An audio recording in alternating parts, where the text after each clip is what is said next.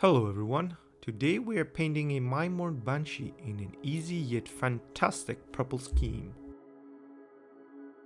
On a white prime Banshee, we will apply 2 layers of cacophony purple. I used spray can on this model, so this is why the primer is a bit weird. You can either do the same or prime normally and then make the piece fully white by using any white paint.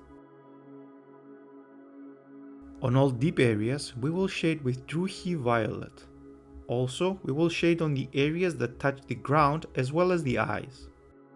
Make sure you leave the shade to dry for enough time before continuing. Start from the deepest parts and then drag the shade towards the shallower area. This way, we will make the transition look marvelous at the end.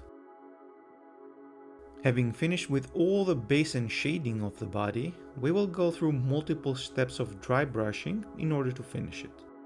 First is a light dry brush with Ulthuan Grey.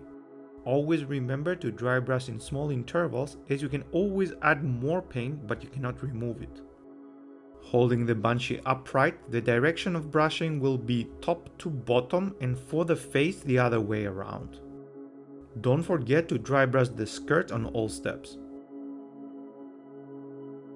Keeping the same brush and loading it with Corax White, we will go for another light pass over the same areas. Go slightly lighter this time as we want to create a gradient of colors with our grey and white. This time also give a few strokes on the opposite direction.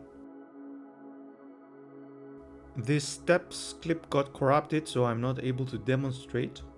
However, using the same brush as before and loading it with white scar, we will go one last time over all the raised areas as light as we can. Same direction of dry brushing as the previous steps. With Dorn Yellow, we will paint the arms, and if the model has a jaw, its jaw. Yellow goes nice with purple and thus will create a pleasant visage to the eye. Using Scale 75's white, we will do edge highlights. Of course, you can reuse white scar if you like. I just found that although white scar is great for dry brushing, especially when we want the chalky effect, 75's white is way better on normal painting. Accentuate first around the face, then the most raised areas of the flappy things around the face, then the back and skirt. Give white highlights also over the yellow arms and jaw. The leather armor will be painted with Rhinox hide. Alternatively, you can do it with Mournfang brown if you aim for a lighter brown, or you can even use snakebite leather. With the armor's color, also paint the sheath. Switching to Iron Hand Steel, which we will use to paint the dagger's blade. Along with the blade, we will also paint the armor panels on the leather armor, which can be found at the chest level. In addition, using the belly of the brush is to avoid any costly mistakes, we will paint the details on the armor, meaning that webby pattern just above the skirt.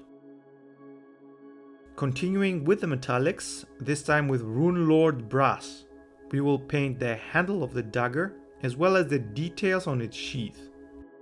Along with the previous two, we will paint the chain that holds the dagger sheath on the Banshee. As with all metallics, it's time to shade. To keep it simple, we will use null oil to shade both metallics. After letting the shade dry fully, we will jump back to Iron Hand Steel and give a nice highlight to the blade. Optionally, you can also highlight the armor panels on the body. Then, we will add a few nice details of Stormhost silver to the silvery highlighted areas. Exactly the same steps will be followed with the brassy areas. First, with Rune Lord brass, we will highlight the dagger's hilt. Optionally, the sheath's brassy areas can also be highlighted. Finally, details of Canoptech alloy will be added to the highlights made. The results are visible now.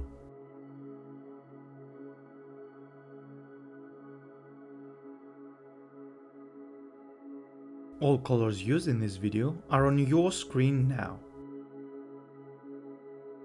I was MiniatureUrsus. Thank you for watching, and I will see you on the next one.